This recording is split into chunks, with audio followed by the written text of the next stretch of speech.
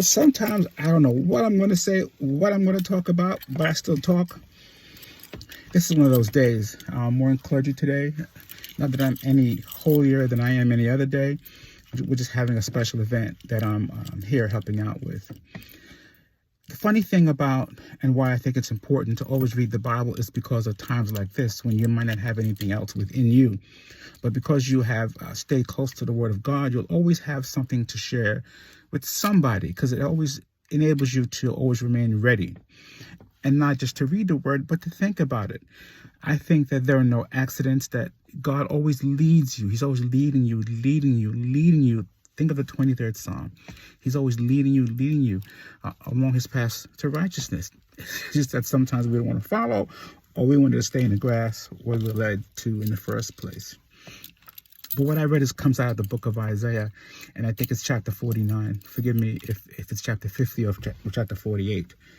And it says that, it goes like this, that it's a prophecy by Isaiah from the Lord.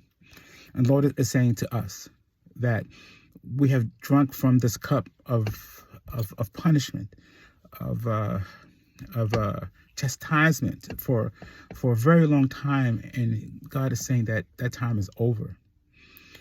He's saying also that we should not forget that we are carved out of the rock of Abraham and Sarah. He said that Abraham was alone. He says also that we shouldn't look for the many or crowds of people, or thinking that alone or we're not enough if we're facing a great enemy. The chapter that I read in Isaiah says that Abraham was alone, but we're called out of that same rock. And that rock, of course, is faith. Peter was such a rock. Upon this rock, the Lord said he'll build his church. And the same goes for us, that if we remain faithful, and faithful means that we constantly get better at what we do, God is going to bring you out. God is going to bring you out, not necessarily because of who we are.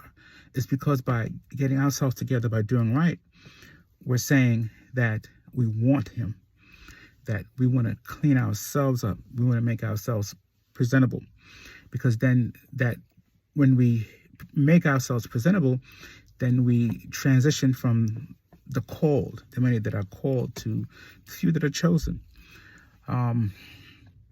But he's saying that the time of tribulation is over, that he is going to set right the things that went wrong by those who did wrong, and that it's time for us to come home to him.